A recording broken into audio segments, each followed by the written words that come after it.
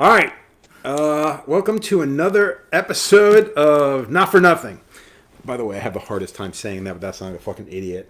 I am in Pittsburgh, Pennsylvania, and I'm assuming that this woman next to me needs absolutely no introduction, so I'm going to allow you to introduce yourself. That's all right. I'll come out of witness protection just for today alone. So, which thing do Actually, I just look talk, at? Because the cameras are going to be that's rotating. true. The so cameras just are talk. rotating. We are just having. This is where like my Ludditeness is gonna I'm gonna lean into the Ludditeness. Oh, see, it's blinking. That's how I know. So That's when it's Hello. red, yeah, exactly. Hi.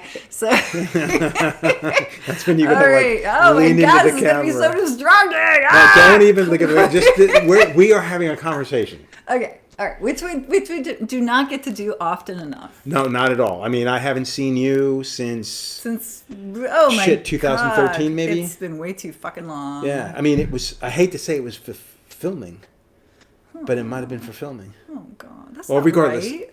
Hannah Aitchison. So okay, proper pronunciation of your last name. It is Aitchison. So I knew that, You but I didn't know always how get it correct. Well, because everybody I know, it's either Aitchison, Atkinson. So I've only heard that once, and that was a long time ago.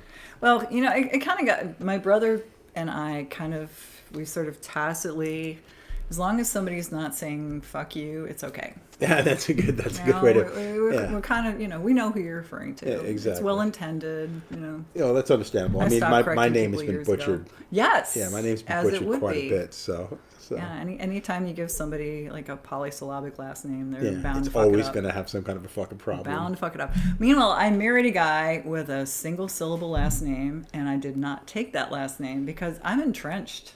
Well, I mean, I don't think it's a bad thing, especially being a creative, being an artist. Like, you kind of want to have your own identity. Yeah. And I'm not against anybody taking somebody's last name. Like, my wife didn't take my last name for quite a while. She went by Bauer for a very, very long time. And now she's switched it over to Capobianco. But did she now? Yeah, I did not know that. Yeah, I don't think, but it wasn't. I don't think she really mattered. It mattered to her one way or another. I don't think it really mattered to her. I mean, she stopped doing conventions with me because she hated being referred to at the time as my girlfriend. She's like, "Yeah, you go, have a good time," and I'm like, "We're going to the convention. We're gonna have a good time together, right?" And she goes, "Yeah, I'm sick and tired of being referred to as your Joe Capobianco's girlfriend." Girlfriend. And and it's true because she's a tattooer, and it is shitty. Like, why would you? Yeah. You know what I mean? But again, that's not something I labeled her with. That's what it's my fucking side dumbass piece, is. Yeah. But hey, you can imagine if I called her a side piece, for fuck's sake, she'd kill me. Your nuts would no longer be your own. Exactly. Well, what's to say they're not? They are. Yeah, that's just one of those things. I think that's just tattooers in general. I mean, guys in this business tend to be, especially back then, they were fucking dumbasses. We're knuckleheads for the most part. I mean, a lot of guys do. I mean, it's changed dramatically in the last 20, 30 years. But back then, it was women were kind of. If you showed up at a convention, 9 times out of 10, you were just that. You were the girlfriend for the weekend, or the person you hung out with for the weekend, whatever. Here's some fluff. Yeah, exactly. Yeah. And again, like, nobody really looked at anything as being a serious relationship back then. It wasn't as popular to have a steady, if that's a word anymore, So. Come on, steady. Well, let's go into some background. I mean, if anybody doesn't know, you started tattooing when? Holy fucking, I have no idea. It's been like 30 years. So it's been about 30. Yeah, So been around about the same early time. 90s. Early 90s. And you're originally from Chicago. Yeah. You worked there for quite a few years before you picked up and moved, didn't you? Oh yeah, Jesus. Well, I've worked a lot of different places, and the great thing about what we do, and anybody who also does what we do appreciates this as well, is it's a highly portable. Yeah. Thing to do. You can take it anywhere, pack it in a bag, take it somewhere fun, and I've had the joy and privilege of being able to tattoo in a lot of wonderful places. I was going to say, we've worked in Europe together a couple of times, in a couple of different shows, which is shocking to have heard earlier that you have never been to Italy. I have never been to Italy. That really does blow me away. You are like a relatively well-traveled individual who has a lot of world knowledge. It's kind of shocking. And that is one of the places that has been on my list forever. And I had a trip to Italy booked, and I had to cancel it. Yeah. So, yeah. That's a fucking bummer. Really, real big fucking bummer. And it's just, yeah. I was supposed to go out and do a convention with... But okay, so you'll be in Venice I'll be in this Venice. next year, 2025. I think it's next June, I believe. Yes. So, so you're originally from Chicago. You spent the majority of your career, the earlier part of your career, like so half your career was in Chicago. Yeah, in and Chicago. Chicago's one of those states that you have to be 21 to get tattooed. Yeah. For the first part of my career, yes, but that was because our then governor, the former Rod Blagojevich, who... That's his last fucking name. we remember him, right? And he ended up getting pardoned by Trump. And he initiated the 21 rule specifically because his daughter wanted to get tattooed. Wow. Yeah. Well, I mean, there's worse reasons, I guess. Talk about some bullshit. Yeah. Yeah. Let's just make sure the entire state is on lockdown because daddy's got issues. Yeah. So, yeah, some fucking shit there. But anyway, so they overturned that. And now it's 18. But, yeah, by the time things went down. However, the city of Chicago has some incredibly draconian regulations about zoning. So if you want to open a business, you have to have specific commercial zoning. You have to have your lease in place. You have to have the building secured. You have to have everything lined up. You have to have it locked down. You're paying for the space. Everything's lined up. And then you have to apply for a zoning variant that will allow you to tattoo in the aforementioned space. Jesus, yeah. You have to then petition the 200 closest property owners, not the people that are living in the space that actually know you and are interacting with you, but the property owners. And if any one of them shows up to the zoning hearing and says, I don't want you here, that's it. Yeah. So how long? So when did you leave Chicago? Well, let's see. I was kind of in and out of Chicago. This is terrible. I'm not thinking about dates. Yeah, this is terrible. I mean, it doesn't have to be around. I mean, round it back. Pittsburgh direction. Well, so when you left, so you got offered early 2000s. I was going back and forth to London. I was working in London. Oh, right. Okay, I forgot about that. And okay. I was living over there probably half the year, and living in Chicago the other half of the year. And I had a beautiful little flat. I had a boyfriend, a really nice guy I was dating over there. Right. And I was going back and forth. And then I got offered LA Inc. And that would have been early 2003? Yeah, 4? like 3, 4, something like that. And it was so cool to see you on that show because I knew Kim because I had gotten tattooed by Kim a few years prior. Actually, probably close to 6, 7 years prior. So I was familiar with her. I knew you from just the convention scene and stuff, and it was so cool to see you two on that show because I'm not a big fan of Kat. I'm not a big fan of the whole drama bullshit, whatever. But it was great to see two legitimate tattooers on that fucking show. It was really funny because Kim and I were and we still are very good friends, and she had been such an incredible support when I had first started tattooing. She and my brother used to work together. Right, at the old Guilty and Innocent, yeah. And then she opened up a Cherry Bomb or something? Yeah, Cherry Bomb, with Patrick Cornolo. Yeah, Cornola. Who's also an incredible human. Super nice guy. Great artist, a wonderful person. So many great artists in Chicago. There really are, man. It's one of those things. It's one of those cities that's very much like certain parts of the South, like in the Carolinas, and now even in Pennsylvania for that much. But Pennsylvania's more spread out. Yeah. But like a place like Chicago, there is a fucking huge amount of incredibly talented tattooers. Really great tattooers. And a lot of them aren't like these rock stars. They're just... I know, they're just sort of like, I'm just doing my thing. Yeah, exactly. And then guys like Biedron and stuff that started kind of there. Yeah. And they left such a huge mark on the fucking trade. And I'm just like, I'm just going to go out in the country and do my thing. Yeah, I'm just going to disappear. I'm going to go disappear and fish. Pull a Houdini. You know that's what Biedron's doing. Yeah. He's just fishing somewhere in But he's still producing some amazing fucking art. He's so not just in the way of stupid tattooing, just good. Just his illustrations and His stuff. illustrations are ridiculous. Yeah. And of course, Tim is just, what a wonderful guy. Totally, I just love that guy. But anyway, Kim was, when I was first coming up and learning how to work, she would do things like she would call me. She'd say, Hannah, I know that you're nervous about line work. I've got this really heavy duty line work piece that I'm doing tomorrow. Didn't know what your day was like, but right around 3:00, I'm starting this thing if you wanted to come over and watch. Oh, really? She would do stuff like that. Or she would say, like, I've got, a new needle order if you want to try these needles, or if you want to come over and watch me I'm doing some something with color tomorrow, and show you some color theory I'm working on. And she's so good with color. Yeah. Just everything. She was so generous. Yeah. And it just helped cement our friendship, really. I wish I knew her better. I got tattooed by her in Miami. No, excuse me, San Francisco. At the JD. Man, that was such a good show. Yeah, that tattoo tour. I have stories there. about that show. 98, right? Yeah, dude, and because it was only my wife and I. Well, my girlfriend at the time had only been together for about a year and a half, and I got this piece back here on my arm. Okay. And I was supposed to get tattooed by her at the Mad Hatter previously, but her house caught on fire or something back in Chicago. It was something weird. But I eventually got tattooed by her, and the only time I got to really know her better was for the little bit that she did on Best Ink when we asked her to do a guest judge on Best Ink. And I basically asked her because you had been on previously to her coming on the show. But yeah, she's just a tremendous artist, super sweet girl. Such a lovely, lovely person. Yeah. It's her birthday today. Oh, for real? Happy birthday. Happy birthday, Kimmy. You're not going to see us for a couple of weeks, if at all. I know.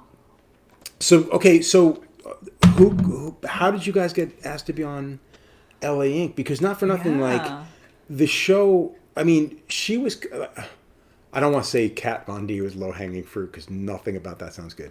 No, that sounds really bad. But I didn't mean it that way. Kat's super talented. And I didn't mean it that way. That's not how I meant it. But she had left Miami Ink. Yeah. And I think that the production company was okay. The producer saw how much traction she was getting on Miami. And she was malleable as fuck. She would do whatever was asked of her, and she did it. She's a person who, at the time was, she was attracting a big audience. Yeah. People really enjoyed watching her. Well, because she's at that talented. time, she was a star. I think at that time, especially when you looked at Miami Ink, you had 4 dudes who were very much, they were guy tattooers. They were dudes. You know what I mean? Garver was an artist. Garver was the artist. And he wasn't the kind of guy, you didn't look at him as being like... He was a gentleman, too. Exactly. You didn't look at Garver as being like a tattooer. He wasn't the tat bra. Exactly. Where Ami has his way of presenting himself. Nunez does as well. Darren kind of falls in between. You know what I mean? So I can totally see, like, they brought her in. Darren's sweet. No, Darren's super sweet. Matter of fact, I did a podcast with Darren and fucking erased it by mistake. I got to do him when I get home. I swear to God. I love Darren. It was the most embarrassing fucking thing I've ever done. Darren is one of the guys that plays into my 98 story. Oh, sweet. So, okay, well, Darren is back in Connecticut now. So, really? Yeah, he's back in Connecticut again. All right. So for them to take her away from there, it made sense. You know what I mean? Because I don't think she really I mean, first of all, none of those guys had it in them to kowtow to a fucking woman in the business. You know what I mean? And especially someone who literally just kind of came in and swept up the audience. And and she could, tattoo so well. Yeah. She was so good. Well, meanwhile, she was dynamic, she's beautiful, she's very, very electric, and she's got what they used to call it, what Eleanor Glynn called it. So they designed a show around her. And at the time, she was married to Oliver Peck, right? Who was a friend of mine. And Oliver, she was asking him, "Do you know any?" They wanted to do an all-female cast, and the production company wanted to make it a TNA show. Which is why I love the fact that you guys ended up there. Well, this is the funny thing about it is they wanted to literally hire what amounted to strippers, teach them how to tattoo. They wanted to have they wanted to have tattooed Hollywood Boulevard strippers with big fake boobs and bleached hair and the whole thing, and just give them a machine and teach them how to tattoo, because the production office was of the opinion that nobody gave a fuck if they had any skills or not, as long as they were eye candy. And they wanted to give that to her. and have her do something with it. And she was like, fuck you. That's Fuck actually you. good. That's actually really nice to hear. I didn't know any of this. She's like, fuck you, fuck that, fuck all of that. That is not, I refuse to do that. She's like, if you're going to have a show around me, it's going to be a legitimate artist. It's going to be a female artist. They're going to be good female artists, and I'm going to find them for you. So she started talking to her husband, and she was like, I know a lot of good female artists, but I want to know if you know any good female artists. And he threw my name out. Nice. Which was really great. That's fantastic, yeah. Because, again, it's one of those things, if the production company's left up to it... They will fuck it up. Well, the funny thing about this is, having said that, and we did a show together, our show wasn't... We kind of broke the mold as well, because I'm not a TV person. No. You know what I mean? The fact that they took me was shocking to me, I am not telegenic at all. Yeah, but the fact of the matter is... So you can't say that. I don't think that's true at all. I think my issue with you on television was you had a great style back in that day. You had that whole like kind of 50s like grandma sweaters, like dude, you had a unique, beautiful look. Well, thank you. To see it changed for fucking Hollywood, it did bum me the fuck out. I'll be honest with you, because I did like your style. But again, I also realize I don't know dick all about television and what actually fucking plays to audiences. But I honestly also believe that neither does fucking production. I think that they just shove it down somebody's fucking throat until that's what they think they like. And I think we can both agree to that for the most part. When you see the way production handles their audience, they have no respect for the audience whatsoever. Like, they're telling the audience what they're going to like. And if they don't like it, it doesn't matter. You watch it enough, you'll like it, Yeah. So. You will like this. Exactly. No, it's true. It's true. So much of it is just the perception of what you're told to like. And do you remember the whole horse of a different color in Wizard of Oz? Exactly, yeah. It's like, now everything is green. Well, yeah, like, exactly. Or, in WALL-E, like, oh, now everything's blue. Now everything's red. It's like, oh, okay, we're telling you to like this. Exactly. And for the most part, they fucking do, which is disappointing, especially when it comes to art. Because it doesn't give the people an opportunity to really make their own decision. And that was kind of the good thing about Miami Ink. And I guess it traveled over to your show as well, because it was the clients that were really kind of dictating what people were going to see, the story behind it. Again, I think it got a little heavy-handed. I think that the production, like everything else, they rely on that to really kind of sell the story. But it did let the client have a voice. And then you were pretty much just your work for hire artists who brought your talent to what the client wanted, which is really kind of, you can't ask for more from that perspective, especially when you've got such talented individuals who can actually deliver on what the person is asking for, So while I didn't watch much of that stuff, I mean, I do remember just being excited that, this is legitimate. Watch it either. I mean, it's like, that was like the other show that we did. It wasn't something it wasn't made for tattooers. None of this stuff is made for tattooers. No, it was made for none. It was funny because I was, not too long ago, I was out somewhere with a friend, and there were some people that were all like, "Oh, I've seen you on this show. I thought I saw you on this show. Oh, I'm so excited. Oh, blah, blah, blah, blah." And my girlfriend that was there with me, she's like, "Oh, here, handing out cards, handing out and I'm like, she's like, "This is so great. You're gonna get so much business." I'm like, "I'm not gonna see a single one of those people in the shop." Yeah. Like, let me tell you a little secret. People who watch that show don't get tattooed. It's like porn. Yeah, it's like them play acting it. It's gives cosplay. It gives them a connection to something that they really have no interest in getting involved in. And I mean, I'll be polite and friendly. Yes. Because who knows? Maybe they'll hand the card to somebody who will get tattooed. Exactly. But they themselves are not getting it tattooed. Well, but I think that's changed a little bit over the years, because, I mean, you look now, I think now you've got people that are going out of their way to only get tattooed by TV personalities. Which is gross, Which is a joke. You know what I mean? It's a joke, because there are a lot of people on TV that are tattooing that are not the top of their field. No, they are taking advantage of a situation. And again, if you can do it, I guess, I mean, if that's your hustle, knock yourself the fuck out. I don't necessarily agree with it. I think it's kind of a joke. I think that the way our industry is catering to individuals like that with the TV show, I mean, with the conventions and whatnot, again, maybe it does make sense. It brings people through the door. I remember the first time when they did the LA tattoo convention and Kat did her signing at it. Yeah. I wasn't there, but I talked to a bunch of friends who were, and they were bent because she brought thousands of people through the door. But none of them got tattooed. Not fucking one. People literally came through, paid their admission, got their fucking headshot. The organizers got rich. Yeah, and the problem being with that is it doesn't help the trade. Yeah. It really, if anything, it hinders it, hurts it. Because these people really don't care. They're not even keeping their eyes open to what's going on around them. It's fetishizing one specific individual at the expense of the industry, which I don't think that's what... In fact, I know for a fact that's not why I personally got into, doing the TV shows. I got into the TV shows to try to show this industry to the world that I love so much. That's actually what I wanted to ask you, was when you were asked, A, did you anticipate it at all? And when you did say yes, what was the reasoning behind it? I was hoping, because I've had so many people that were like, oh, it's going to give you AIDS. Oh, it's going to give you, scar you. It's going to cause you to get all these illnesses. There's all these preconceptions that are wildly negative. Yeah.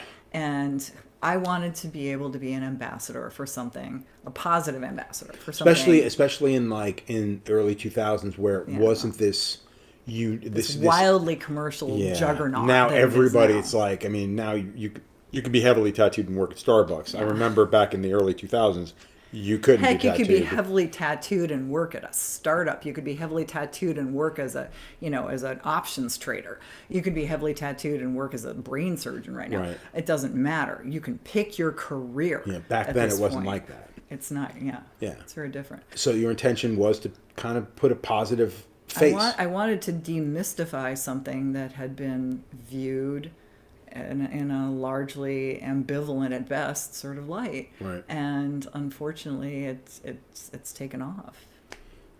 Well, I mean, that's not a bad thing. That's a good thing. Well, I mean, don't get me wrong. I agree. Okay, no, agreed. Agreed. I've often said I don't want to see the outlaw aspect of things come back, but I also don't want to see it just become this absolute fucking norm that every soccer mom has to have a tattoo, that every 19-year-old kid's got to have a tattoo on her fucking the back of her hand. Like, because that's one of those things that when you did that on your hands, that was a spot that you did because you finished your body. Yeah, you were getting to a point. And I'm done. Exactly. Or at the very least, I still haven't done the backs of my hands. I was just going to say, Well, it's because friggin' Kim is supposed to do the back of my hand and she's too nervous to do it. Oh, whatever. I know. Come on, bitch. Step up. I was going to say, you just go out there for a weekend and make her do it. She's got no choice. Actually, she's so sweet. She's just like, I can't do it. It's on the back of your hand. Oh, whatever. Well, okay, for someone who's that fucking talented to be like... But it is nice to see people like that still. I mean, because we do live in a day and age where a lot of people are just like, whatever, dude, I'm just going to make this happen. It's cool. I got this. You know what I mean? Like, hold my beer. I got this. And it is kind of a bummer to see that in certain cases because not everybody does. I mean, I've seen stuff from people that were considered to be, oh, yeah, I got this. Don't worry about it. And then it comes out and it's dog shit. And you're like, what the fuck is that? That's such and such. How the fuck did he drop the ball that hard? So it is nice to see somebody with a little bit more in the way of like some kind of like check on their fucking ego to be like, no, I got. She's got nothing but a check on her ego. I don't think she has an ego, honestly. She's just she has just so much sense of perspective of her place in the universe. Almost like it's almost ridiculous. Yeah. So how long did you do the show for? It was like a few seasons before. 3 seasons, and then Kim and I both got the sack at the same time. So I never knew. Did you guys get bounced or did you leave? We got bounced. Oh, you did get bounced. We got bounced, and the reason we got bounced is because we were not willing to be assholes on camera. So I had heard stories about Corey getting kind of dragged through some shit. He got dragged through some shit. Where he was asked to do and say stuff. They retained him because he was the only OG cast member left, and he was the only guy left.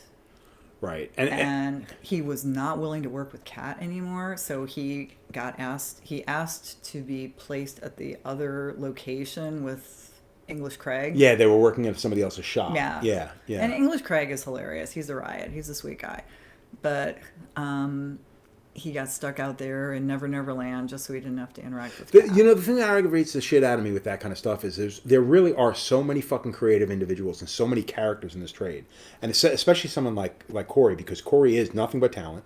And on top of that, he's just a genuinely good guy who's got some great stories. He's got a handful of, he's got a ton of fucking great clients that when they come through the doors, they're going to have good stories as well. But I think the networks, and I think you can attest to this between the two shows you were on, that once the networks get an idea in their fucking head, that's all.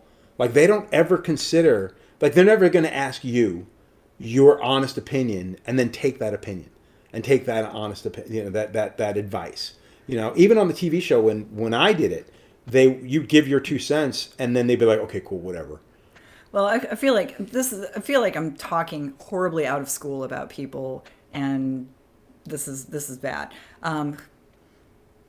There was just a lot of drama, and Kat was drinking a lot, and she is not that person anymore. Oh, no. I'm not. This isn't a personal attack on her. If my attack is going to be on anybody, it's going to be on network. Yeah, and it's fully on network.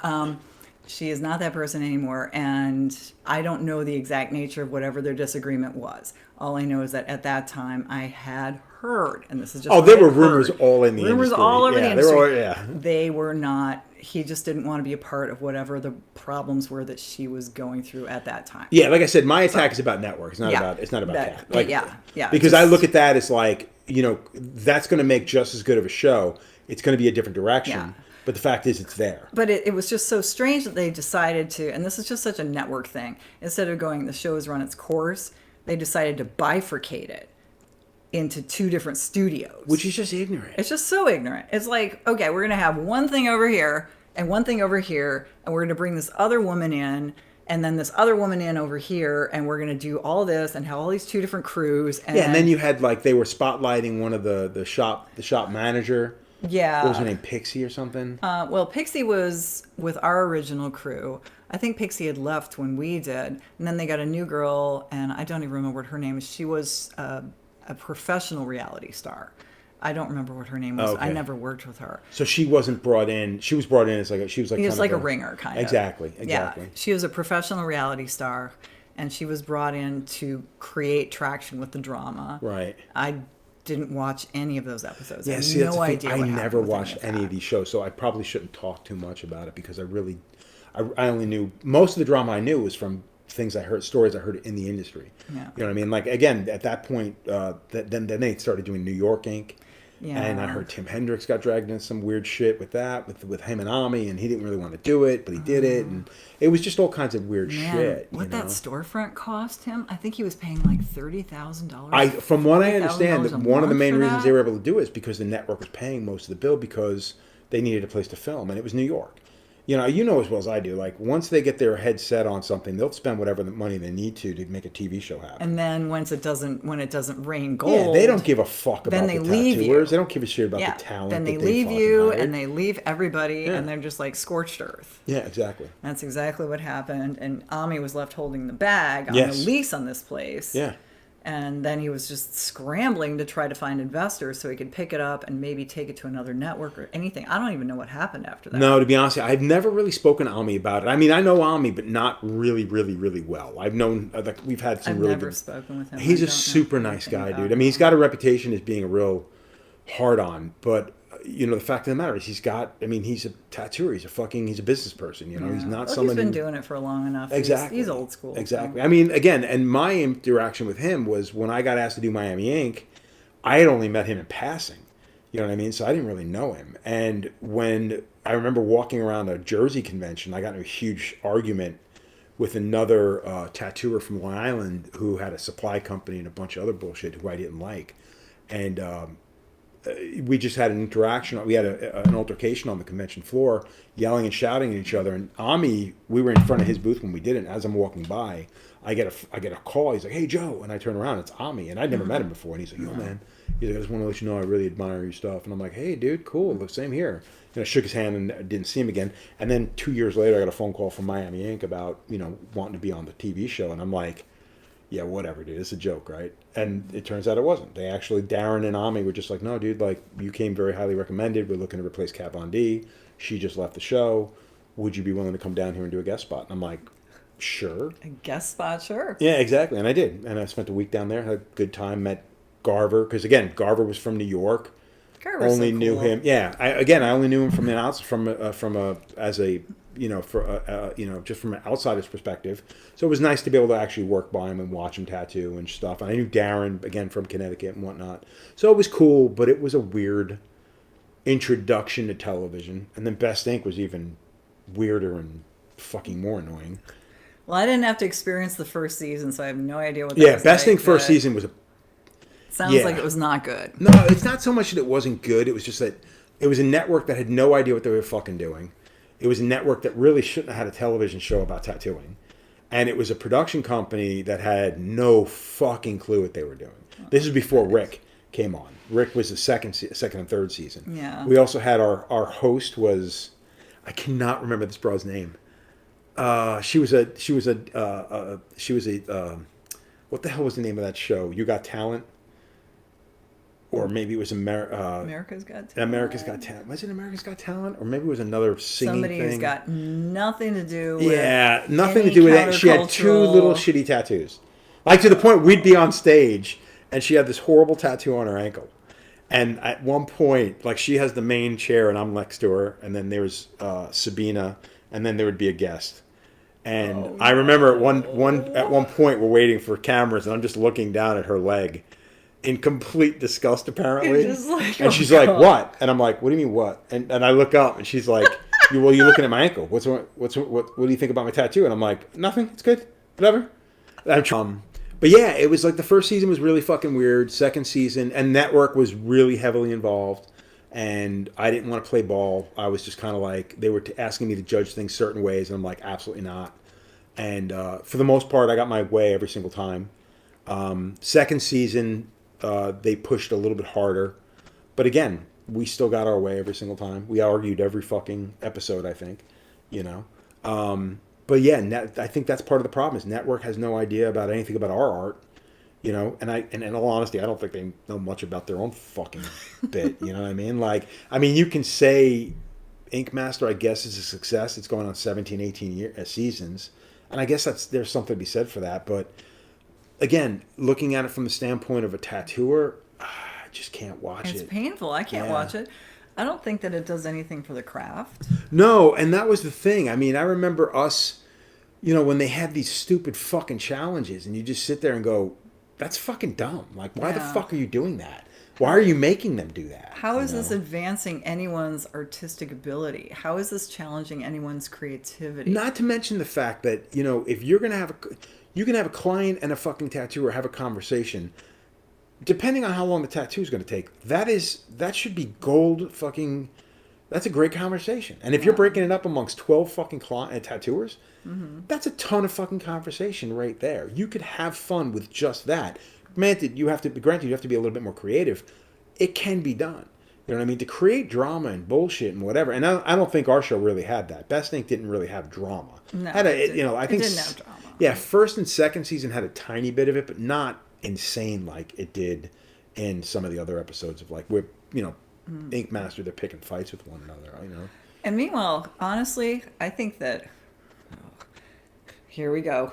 I think that television and culture, I'm using the word very loosely, embracing juvenile drama and encouraging our worst impulses and elevating that. Yes, I agree. In mainstream culture is the reason why we are where we are as a society. I agree wholeheartedly, dude. I fucking hate it.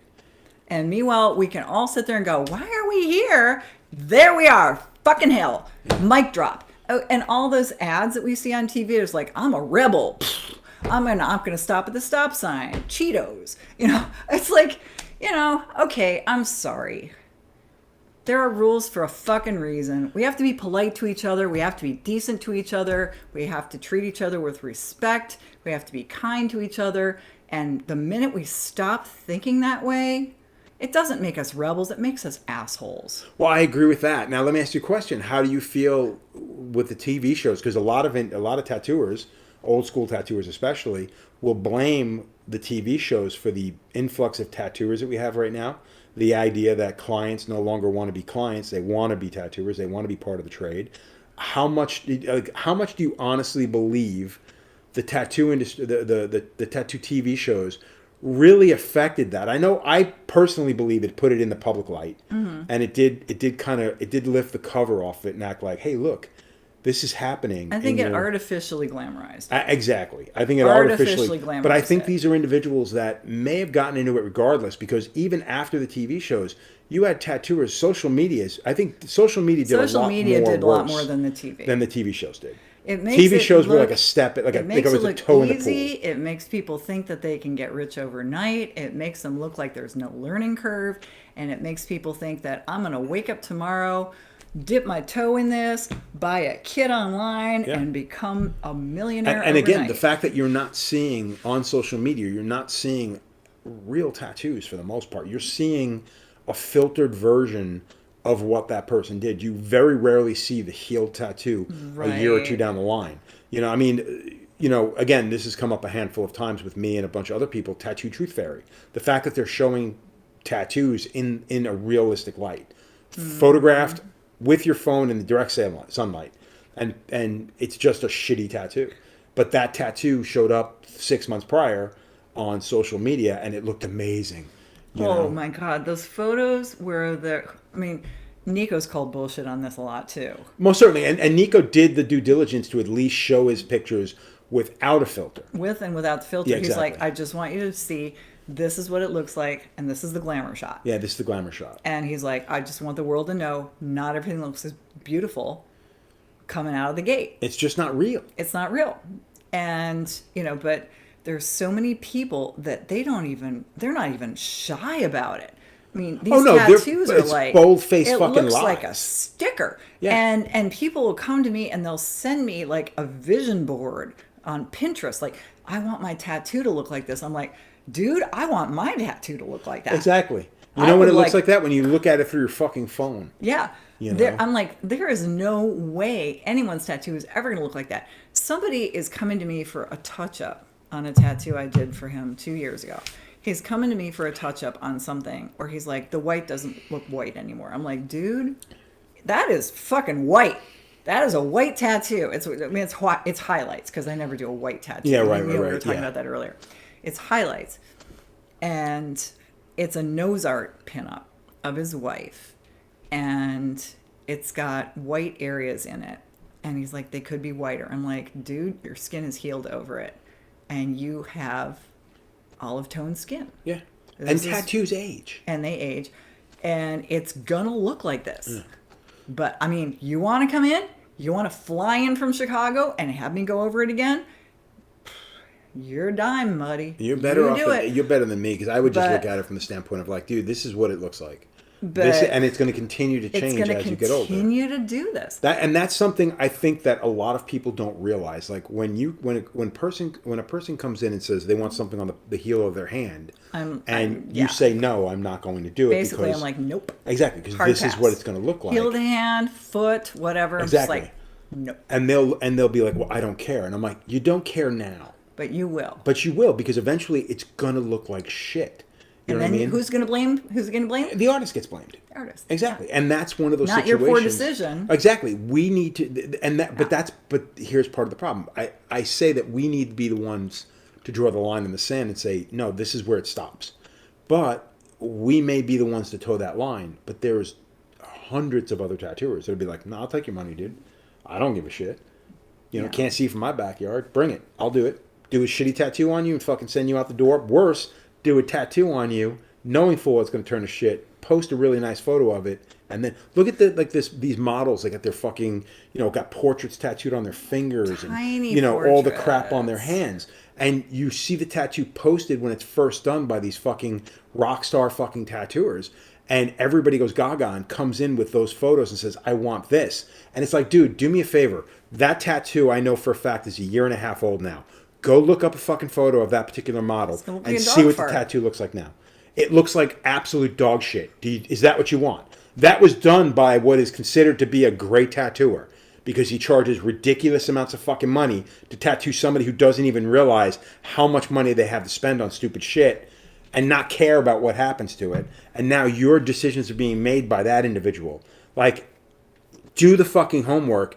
It's not going to look like that. That's why most tattooers don't want to do it. It's not because they're incapable. You know what I mean? And the fact that think that they're exactly the fact that you think they're incapable, and the only reason they're saying no is because obviously they're not good enough. Because that's a load of shit. You know what I mean? There's so many tattooers out there that people are like, well, you just can't do that work. Really? There's a difference between can't and won't. Because won't means I'm trying to do you a fucking favor. I can take your fucking money. I just don't want to because I don't want to have to deal with this in 6 fucking months or a year down the line. Like you said, my whites aren't white enough. Yeah, you know why? Because the tattoo's 2 years old, dude. That's what happens. And it's white. Yeah. Sometimes it holds up. Sometimes it doesn't. Luck of the draw. White's a highlight color. It's a highlight color. It's a blending color. It's never gonna look white. Right. I mean, it's there as a comparison color. I mean, look at that. That's still, to me, is white. Oh God, I did those. You did those. You did these Yeah. in a hotel room in Ohio. Was that done in Hell City? Columbus. Fuck. How long In ago Hell was that? City. This was in Hell City in like 96 maybe? And that was done afterwards. That was I done think on the floor, I think. Yeah. And Fuck. that white is still there. And that's all. Those are powders, I think. I think they were powder Those pigment. were powders yeah. that Corey and I mixed I up. know, look at that. That That's bitch fucking is killer. still there. I love seeing old tattoos. I know. This is where our friendship began. Yeah, exactly. I do remember that. Yeah, That's I so forgot it was great. done in a hotel room. I know. Fuck yeah, that was back in the day when. I think my brother came in high as balls.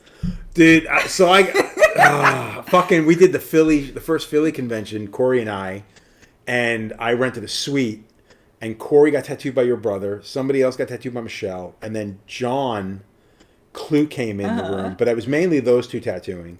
And I remember it was just the most annoying fucking evening in the world. Because it was like, I'm tired. Everybody was probably stoned. Everybody's high as a kite, except for me. I didn't really drink back then, so I was just fucking miserable. Like listening to everybody just going, whoa. Yeah. Oh, no. There's a really bad story about a machine and a power supply I don't want to get into. Let's It's not. going to make somebody look bad, and I don't want to get into that. Yeah, it was just... I'm not looking to make enemies. But Yeah, we moved on. yeah, not really. I'm still in that. I'm still in that phase. I just don't want to put it on my fucking YouTube channel. I've said the story. I've told the story 101 times. It's out there. I'm certain somebody's heard it. So I have not seen. Last time I saw John was in Buffalo. believe it or not, I ran into him in Ohio last month actually. Really? Yeah, What's he he's back down in doing? He's back down in Chattanooga. He's down in Chattanooga. Yeah, he's bounced around quite a bit. Yeah. John is in Chattanooga. Yeah. What the fuck is he doing in Chattanooga? I guess he had lived there many years ago, right after we left Chicago, after we worked for your brother. Is he still doing like dark stuff Yeah, which is fucking weird. in Chattanooga? So from what I understand, he's in a similar boat to me, where it's like, yeah, you do whatever comes through the fucking door at this point. Because But I thought he was like, well, he was all like, very, very mellow, and he was like a nice little hippie kid, and dance music and everything. And then he went upstate New York, I think, for a while. he bounced around quite a bit. And then he went into I thought he went really dark, and that was his thing. I thought he really enjoyed that. When I'd seen him again in New York years after that, his stuff he was doing all that like kind of dark, textured skulls and reapers and all kinds of like weird Paul Booth shit. kind of stuff. Yeah, exactly. Oh. And I think part of it was just being back in New York. He was working at Eastside Ink for a time.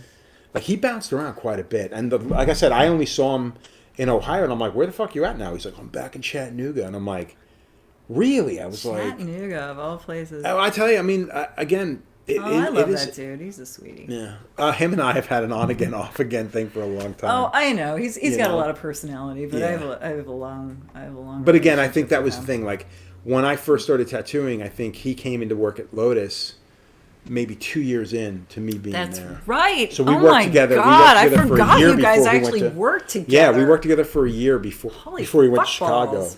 So I forgot you guys had that actual yeah, working so relationship. we've known each other for almost 30 years. That's But that's crazy. part of the thing. I think the idea of being around all these different people and not really losing touch. I've only lost touch with a handful of individuals that I just don't want to speak to anymore. That happens. Yeah, no, this especially in this business. I mean, that happens every more now often and then. than not. Somebody will just kind of go off the rails. You're like, oh, you're doing that now. Yeah, there's only a handful of people I can say go fuck yourself and drop dead. There's not a lot of them, but there's a couple. A few. Yeah, there's a couple that I don't want to deal with anymore. You know. Yeah, I know. If somebody decides to go out and make a bunker and become really sketchy. That's not even so much that. It's more. It's more of the stuff, the decisions they chose to make early on, like just personal decisions. And I don't mean like too much drugs, too much alcohol, whatever. It's more the way they treated other people. Well, that's exactly it. If you're like, you know, if you're externalizing things, if you're doing stuff with yourself, that's fine. That's you do you. But like but when you're starting to do stuff to other individuals and it's starting to affect everybody around you're you, harming and other exactly, people. and I've been around situations like that where I try to give people the benefit of the doubt, and they turned out to be bigger pills than I thought was even possible. Then it's one of those things. I'm like, yeah, good. We're done. Like, yeah, one of the things. Gosh, what was it? So it might have been Rodney once that said that like he described us as being like a sideshow. Like we're sideshow people. Oh, yeah, that's a good way of putting it, actually. Yeah, totally. Yeah, it might have been Rodney. That sounds like something you would say. And that, like, we attract a community that we're like sideshow people. So we are a wide range of really disparate weirdos. And I think that's the funny thing about today is because you still have that, but the weirdos of today are more in the way of shut-ins. Yeah. So they tend to not hurt as many people around them. It's like it's more of them being weirdo artists it's and me people my just silo. accepting it. Yeah, and people just accepting it for that. Well, that's just the way it is. He has to wear headphones while he tattoos me because there can't possibly be a connection outside of But I think that's too bad because I feel like that's losing out on an opportunity to. Oh, I think it's fucked up. Forget about too bad. I think it's just shitty. I think it's like really your client's paying good money. Yeah, you're right. Let's call it what it is. It's shitty. It is shitty. It's shitty. I think that you know what? It's a fucking service. You're in a fucking service industry. Interact with your goddamn client. Yeah. Thank you.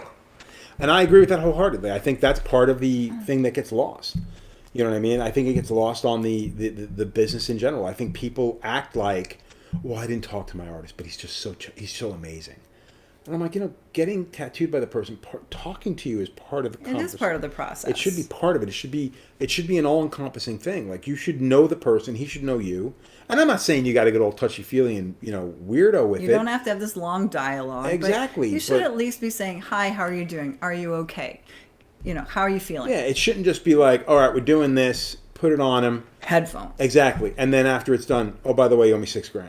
Like, I kind of have a problem with that. I think it's just a shitty way of being. That feels exploitative. But I honestly believe that that's the direction a lot of this is going because you've got a lot of these younger generation tattooers, even older generation tattooers, that's just the way they do business. And everybody's expected to accept it. And I think that when we talk out about it, we're the bad guys. Because I've said that a couple of times, and people have just been like, well, dude, just because you don't, just because, this is the way I do my thing, why are you talking shit? And I'm like, because you're treating your clients like a piece of fucking wood. Well, here's another thing. How long can they expect to sustain that business model? Here's another thing, though. How long before you think that becomes the fucking norm? I don't think that's ever going to become the norm. One can hope, but everything is so fucking backwards. I don't think we're too far from that being the norm. There's already a lot of people that have got full fucking bodysuits that we know full well that they don't know shit about their client and their client doesn't know anything about them, and they've got a full bodysuit from that fucking tattooer. I'm not saying it's going to be the full on norm, but if it continues to happen the way it's going, it may actually turn into that. I mean, people are pretty dumb when it comes to like expecting something and thinking that's the way it's supposed to be. Actually, this is a really good topic that we could probably dig into a little bit here. So we've got people right now are becoming more and more insular. The pandemic really ruined us. Oh, socially. It fucked. So I think it was going there regardless. In all honesty, I full on think it was going in that direction no matter what. The pandemic just fucking, it just gave it a shot in the ass and it just kept falling. But yeah, social media was kind of putting us into this more insular space. But now we're there whether we like it or not. Right. It's really it's not a pleasant place. It's not healthy, and it's one of the reasons why it's where we are sociopolitically right now. And what am I saying? One of, it's the reason. Yeah. But the situation that we've got with our clients, where people are saying, I'm seeing less business, or I'm slow. I read a lot of articles recently about the so-called tattoo recession, and there are, this makes me want to puke in my mouth, tattoo influencers on the internet. Yeah, I know. I don't even want to. What else do you call them though? People out there on the internet talking about, okay, but I'm not impacted by it because I'm very responsive to my client and I'm interacting with my client, and as opposed to these people over here who are shitty with their client and they treat their client like human garbage. Right. So there's the argument that says, okay, if you are not responsive to your client and you don't interact with them, you alienate them. And now what you're saying is also another point. We're seeing people that are more insular and don't want to interact. And maybe they're living in a space where they want that experience where they don't have to interact. Which is what's happening in general. And then you're right. That's part of... So we've got two different strains. Yes. We've got the people who want the more finely tuned customer service model, and they want more interaction, they want more pampering, they want more hand holding, they want the beverages and the soft music, and the here's your blanket and here's this. And then you've got the other side who are like, just shut up and do the work, and I don't want to talk to you. Yeah. That's the thing I think that we're running into, and with social media it's become the point where it's like you don't know what you're going to get until you're in the chair. And I mean, we talked about this earlier with the idea of safe spaces. It's like, well, dude, every place should be safe. It should be safe. I don't know why we have to tell you that, because we're not butchers. Like, we're going to do the best of our ability. We're going to make you feel as comfortable as possible. Absolutely. Everybody who comes into my door, anybody who knows me knows that I love everybody, and I completely, our last shop assistant before we closed was transgender. We love everyone. We completely accept everyone here. Irrespective of your background or your orientation. Right. But that should not have to be something I put on my friggin' website. Thank you. That's how I look at it. I think that, take 5 minutes, go to the shop, get a feel for it, and then bounce. Yeah. If you feel like, I don't know if I feel comfortable. Yeah, if it feels hinky, don't come. The fact that people are using it, and this is when I'm waiting for people to figure that out. If people are using that on their business card, not everybody is honest. Like half those people are using on their business card to get your business because they know that you're an easy mark. That's something that you're triggered by. That's something that you're going to be looking for. So yeah, man, we're your people. Come to us. Is it honest? It's not always going to be honest. You know what I mean? Like, it's a business ploy. You know what I mean? It's no different than saying you're a fine line black and gray artist. You're an award-winning tattooer. The fuck does that mean? Everybody technically is an award-winning tattoo artist. You won an award once in Pennsylvania. Congratulations, you daffy prick. Who gives a shit? You know what I mean? So to me, it's just another selling ploy. What was it Dave Bryant used to say? We used to call them the shit in South Wales. Yeah. You're the shit in South Wales. But yeah. But that's the thing. It's like, to me, it's nothing more than it's another gimmick. You know what I mean? So unless you actually take the time to actually go to that shop and see somebody, you're really going to believe what they say on their business card? I don't know. To me, it just seems kind of ridiculous. But again, that's another political. Oh God, I don't even want to go down that. I'm the wrong guy to go down that fucking road because I'm a prick. But I wouldn't say prick. No, I mean, again, you know who you are. But again, I think that that's how it should be. To me, it's an experience, and I don't want to say for better or worse because I'd like to believe that the majority of the people that sit in my chair have a great experience. It's never for worse. But I'm sure that's happened, whatever.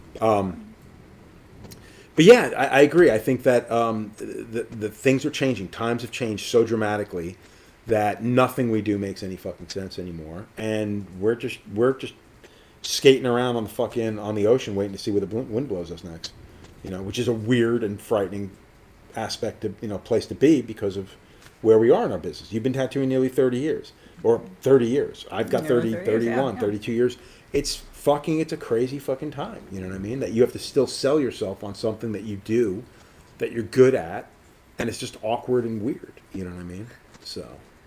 Yeah, I hate to think that things come down to little moments where someone's going to look at something and say, like, okay, this person is, like they're trending now, so I'm going to go to this person, as opposed to this person who might be more capable for my project. But I think the trending thing is more than anything else at this point. A lot of people who say, man, you just got to learn to work with the algorithm. You just got to learn to do this. You got to learn to do that.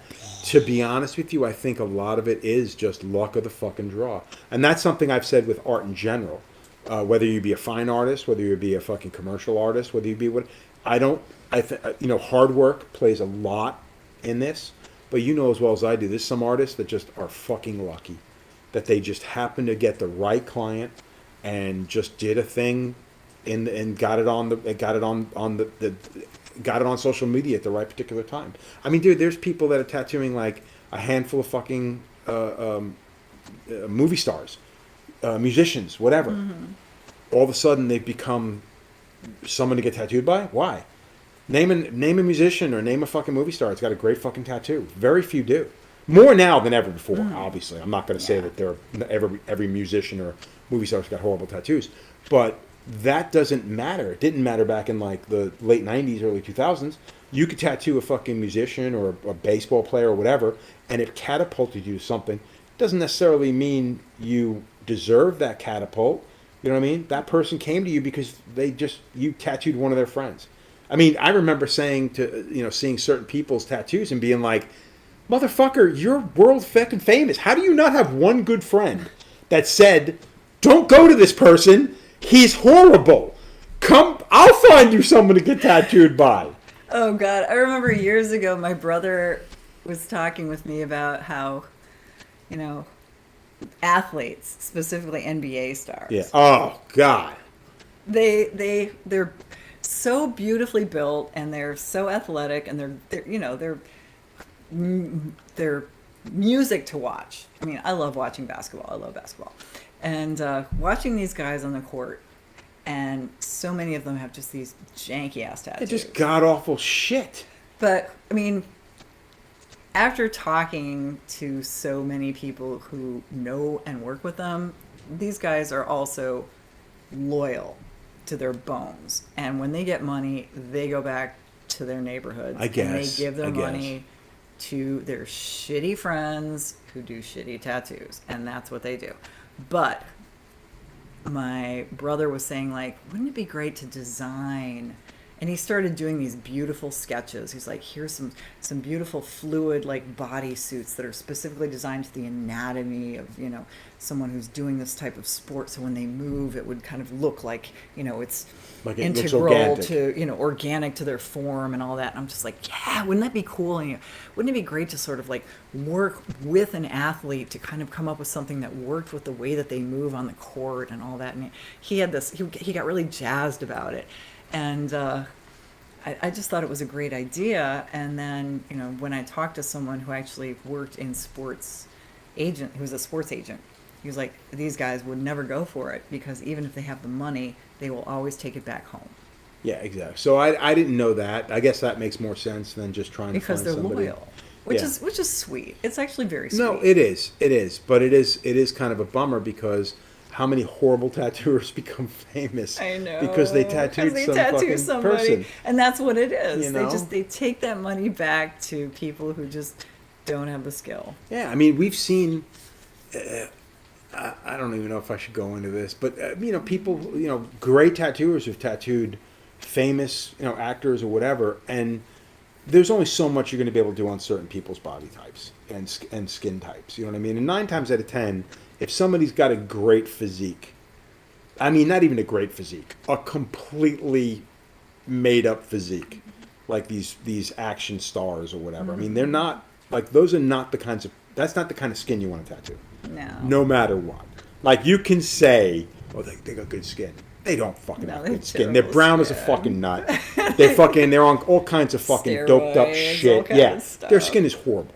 But you can tattoo that person. It's going to put you, like Nico did it when he first started tattooing The Rock. Mm-hmm. And it was one of those things, it's like, you know,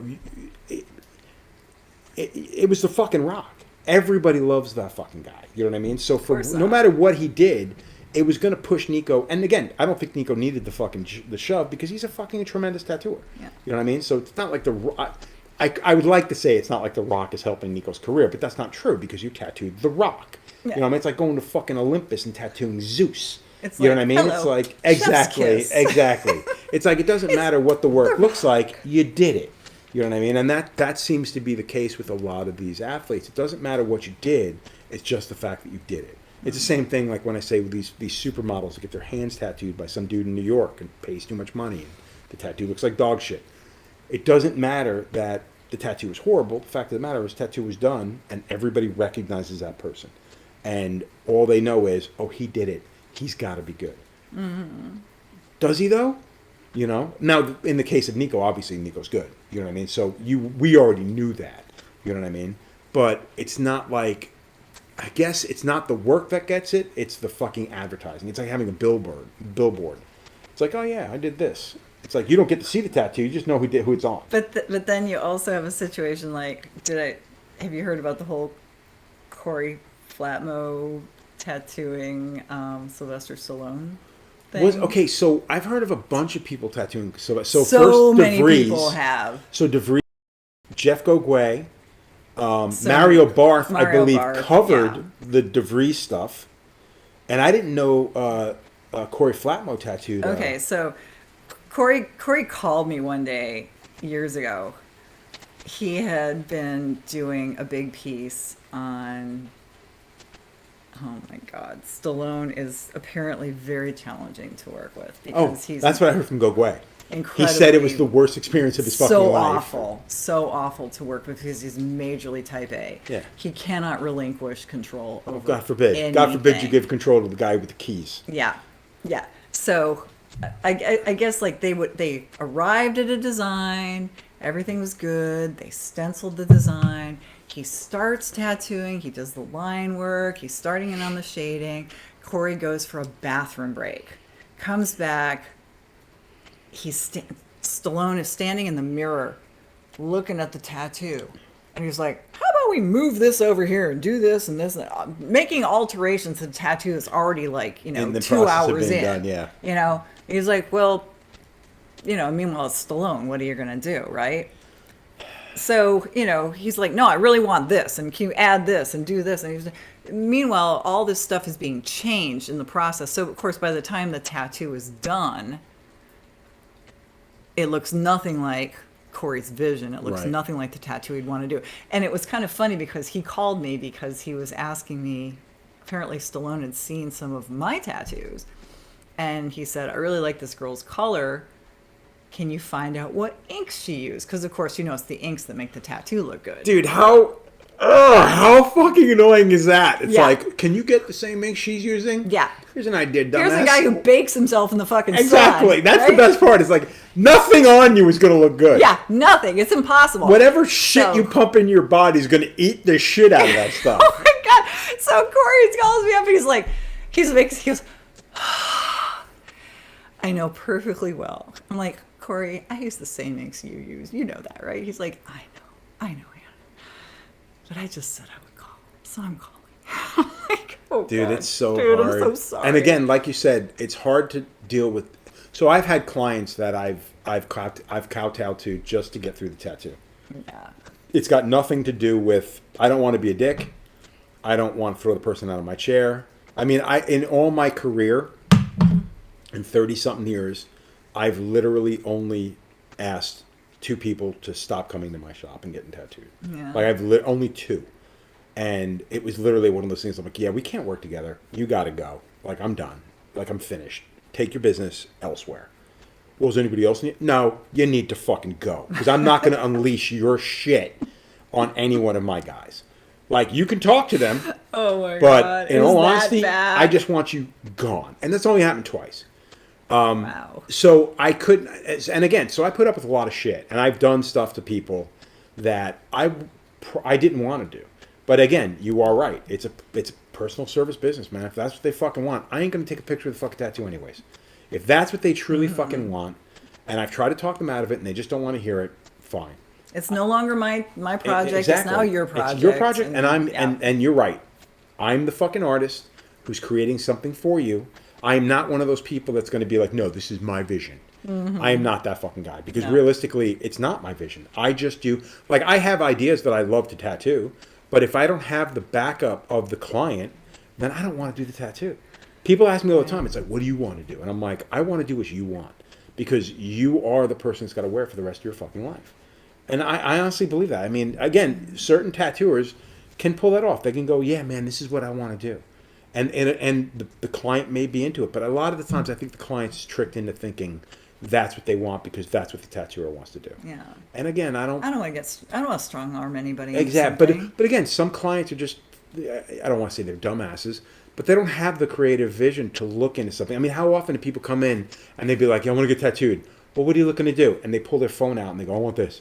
Yeah. Because they don't know what they want. All they know is they saw something, and that's something that's easily relatable, so that's what I want. So again, I get it. It's just the way things are now. I don't have a problem with that. Well, I do have a problem with it, but fuck it, nobody's listening. But the thing is, I get all that. I don't necessarily want to be that person. I don't want to be somebody who's going to inflict my demands on somebody else. I want to do what they want to get done. So a lot of times it's something I'm not into. So when they ask for those crazy changes, you make those changes because that's what they want. Now, if someone like Sylvester Stallone comes into your room, yeah, of course you're going to do it, dude. Because not for nothing, nobody's posting those photos online. You know what the photos are going to be? It's going to be a picture of you tattooing him, and it's going to be a picture of you standing in your front room like, and that's it. No one's ever going to see the tattoo. Well, I'm sure I've told you, and if you haven't heard it, you've probably heard it from somebody, the story about Chris Dingwall and the flying, flaming frog legs with Aunt Jemima. Honestly, I would like to think I would remember that.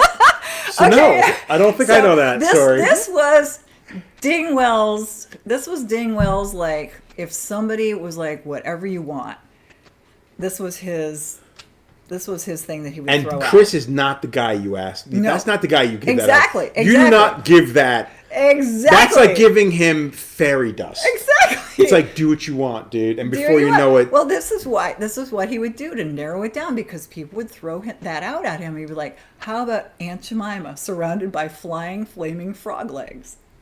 And they'd be like, no, that's stupid.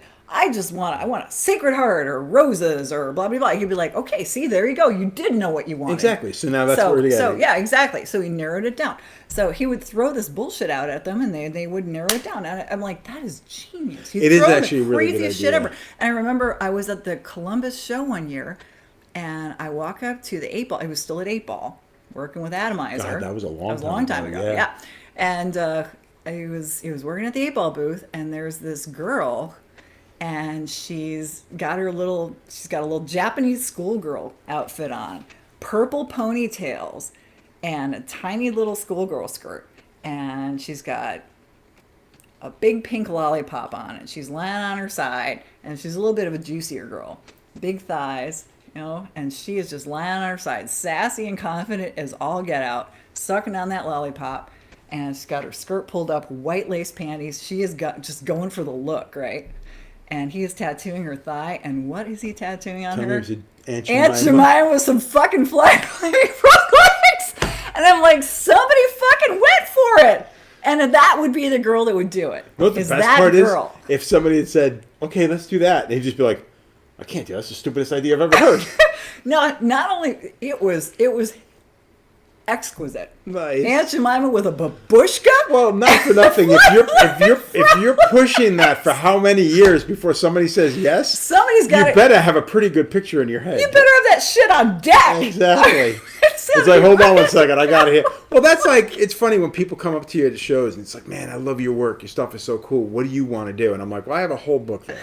Yeah. Pick something out of the book. And then they come up and be like, all right, these are all cool, but can you do this? And then they throw something at you that's got nothing to do with what you do. And I'm like, yeah, I can. I just don't want to. That's the whole point of the book. Well, I remember years ago, like probably 20, 25 years ago, you were telling me like you'd gotten some email from somebody who was like desperate to get in with you. You're like, oh, I gotta get in with you. Oh, you're like rearranging your schedule, and she was like, gotta get in with you. It's just like, be all end all of my life. Gotta get in with you, and you're like, okay, fine. I rearranged my week and get in, no problem. She shows up. You're like, all right, rolling up the sleeves. What are we gonna do? She was like, I was thinking something tribal. Oh yeah. And you're like, what the actual fuck are you talking At that point, you sit there and you're like, what is it about me that you thought was a good idea to get tattooed by me? But it still happens to this day. It's no different. If anything, it's probably worse now. Because now it's not as ridiculous like as something like, oh, I do color and you want tribal. Yeah. But now it's like, oh, I love your work, but can you do this black and gray Zeus head? And again, you just, whatever, dude. I'll do a black and gray Zeus head, sure. You know? Well, I work with, Jessie Kramer, who does exquisite black and gray line work. And, she books in a very specific way where, if people contact her directly in very tiny blocks, and if she's not available, then, this is so ironic. If she's not available, then they contact me. Yeah, I get the same thing in my shop too. I'm the oldest guy in my... Which is so funny. And I'm just like, well, I can do line work, but it's like, it's not going to be quite the same thing. Yeah, one of our guys, same thing. It's anytime he's got a tattoo that he doesn't want to fucking do, it's like, Joe could probably squeeze. I mean, I can do it, but I mean, it's not going to look like hers. I mean, it will look like my version of that. But I think that's the generation where we came from. It's like, even if we're doing Flash, we're going to do it with our thumbprint on it. You're going to do it where it looks like you did it. That's the generation we grew up in. It's like, you just want to do something, and it's not because you're throwing your weight around and you don't want to do something like that. You're doing it because that's the way we were brought into this. It's like you wanted to add your voice. Learned. I'm not going to I don't want to mimic her. That would be disrespectful. I don't look at it as being disrespectful because I think also there comes a point where certain things look a certain way. You know what I mean? It's the same reason why I don't really dig on Neotrad. Like, do I like Neotrad? Yeah, there's some people that do it great. Can I name those people? Fuck no. You know what I mean? I can name a half dozen Neotrad people, but could I tell what their work looked like? Probably not. And again, that's not a shot at Neotrad because I'm sure everybody's going to lose their fucking mind. Because no, Joe doesn't like Neotrad now. But it's just one of those things. I'm like, yeah, there's a lot of people doing that. That's fucking fantastic.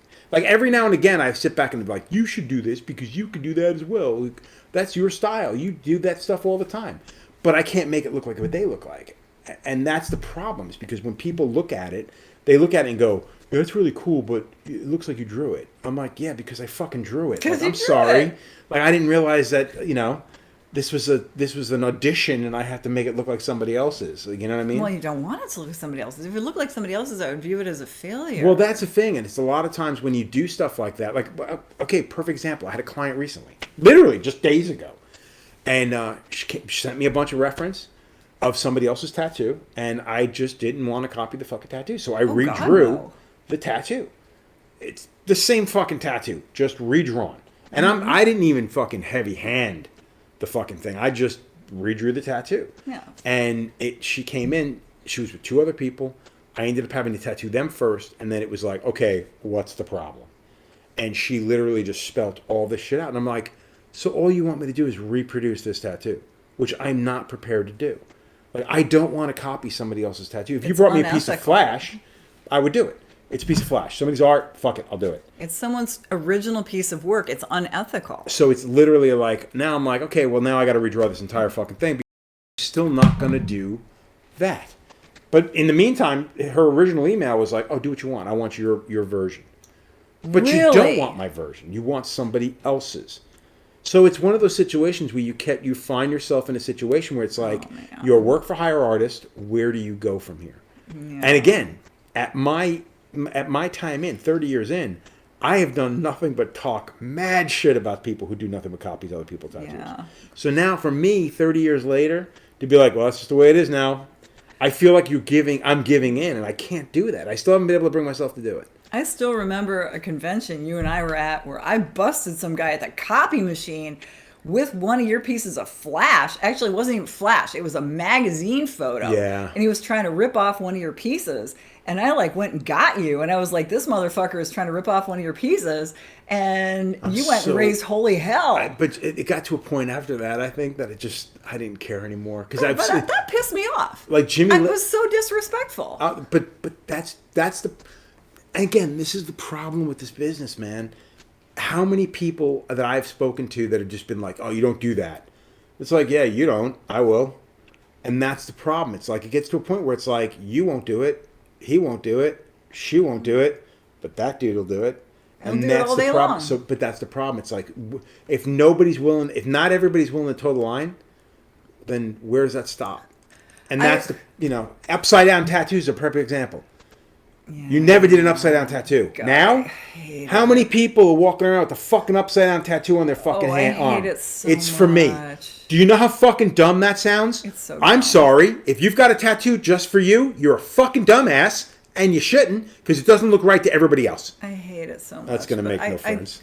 I know. Sorry, guys, but I really hate it. Sorry, I hate it. Artists hate that.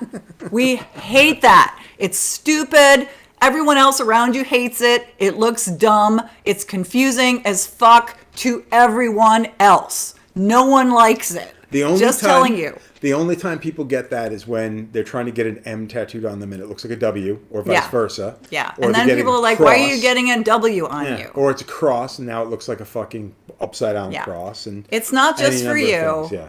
It's confusing as fuck to everyone. To everyone. Just saying. Well, let's get back to, so you're now in Pennsylvania. I am now in Pennsylvania. You have your curiosity shop. I do. I have a sickness called antiquing.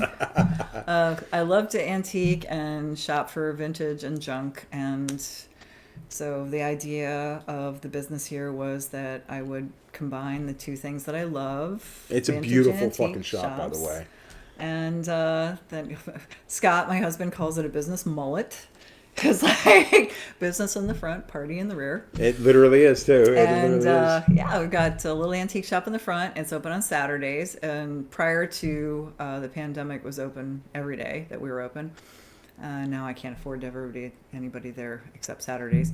And I do online through my Etsy store. So the building that you're in used to be an old ice? It was an ice warehouse. Ice warehouse. Yeah, and then with the advent of refrigeration, they started manufacturing ice in here as well. Oh, sweet. So the building is just like a lot of places in Pennsylvania. It's just this beautiful old mill-style building. Mm-hmm. Brick. It's all these spaces, all these units have been broken up into individual things. This is a beautiful shop. I mean, it's great. I love what you did at the front. The idea that it's like this vintage antique shop, and then you have to walk through that to come to the tattoo studio, which is super nice. You're just seeing a small section of it. It's very funky. Yeah, it's nice because it's unique. It's not your typical, well, let's hang a bunch of art. We're now a gallery. It's not that. It's eclectic. Yeah, eclectic as fuck. The idea that you have as much of your own the artwork you've collected over the years. I love the taxidermy. I love the fucking fact that you have so many books out. Oh yeah, I read a lot. The shop is drop dead gorgeous. It's really, really nice. It was a lot of fun working here this afternoon too. So I wish I could. I wish you could stay longer. I do too, actually. But like I said, next time I come out, I'm gonna come out with Alethea. I think please, she'll really enjoy and it, book a whole bunch of dates. And well, it's not a matter of whether or not I want to book a lot of dates. It's whether or not I'm able to book a lot of dates. Well, we got Nikki here. He just saw your post and was like, "Holy fuck!" Yeah, so, right. I think we can get you some people. No, I'm excited. I'm excited to come back. Again, I like Pittsburgh too. Pennsylvania in general is really cool. And Pittsburgh is a place that I used to come here for the Meeting of the Marked. Yeah. Back in like the early 90s. And I did that for a few years and then stopped doing that. And then I hadn't been back here again, until last year. And I was just like, holy shit, what the hell happened to the city? Like a lot of places, man, it's gotten very, I don't want to say gentrified, but just it's become real kind of like liberal and progressive. It's really, really cool. It's a great city. I love this place. Yeah. When I moved here from Chicago, and a lot of my friends in Chicago were concerned that I was going to be bored. I was or- shocked when I heard you were moving to Pittsburgh. I'm like, Yeah. what the fuck? Would you lose a bet?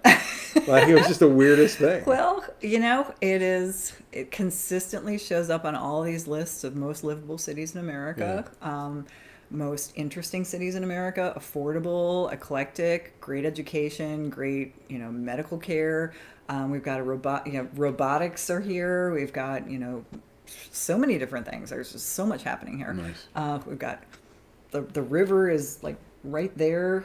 There's 3 rivers it's 2 rivers that combine to make a third. So, but it's a gorgeous, gorgeous city. And as soon as I came here, I fell in love with it. And I keep telling Scott, I'm like, I'm never leaving. Nice. Scott keeps saying, where are we going? When can we move? And he grew up here. He was born here. So he's over it. He's ready to go. I'm just like, no, we're not leaving. It is Get used to it. is a really cool city, and not for nothing, you have a great shop. So. Thank you. No, I love it here, and just good place to be. Great people, very warm, very eclectic, very diverse. Just I want more of it. I want to stay here. So come to Pittsburgh, come visit, come see us here, and come get tattooed. Yes, do yourself a favor. Get tattooed. Yeah, it's a good place to get tattooed. It's a private studio. You can book the day. The day is yours. What I love about doing what I do is I schedule a day with a client, and that day is all theirs. So Nice. They come in. We can do any revision time on the drawing, but 9 times out of 10, actually 10 times out of 19, I guess. 10 times out of 11. I don't know. It's the overwhelming majority of the time. No one ever wants a revision. Just they look at the drawing. They're just like, holy shit, I love it. It's a great thing about the iPad, right? Yeah, most certainly. I agree. I agree Yeah. wholeheartedly. It's just easier to make quick little revisions and whatnot. On-the-fly change. Exactly. People will come in and then we get started, and then that day is theirs, and we usually work between 6 and 8 hours. Oh shit. Okay. I'm Full like, days. I'm a hammer down. Yeah. Nice. You know? Nice. And most of my clients come from out of state or sometimes out of the country. There's a hotel a couple blocks away, and a lot of things to do in the neighborhood. Great restaurants. Yeah, like I said, this is a great food, great spirits, great just overall vibe. It's really, really good nice. museum culture here. Yeah. The Warhol right now has got a great guest exhibit going on. There's a lot of things going on. Yeah. Just never bored. Very cool. All right, so I think on that note.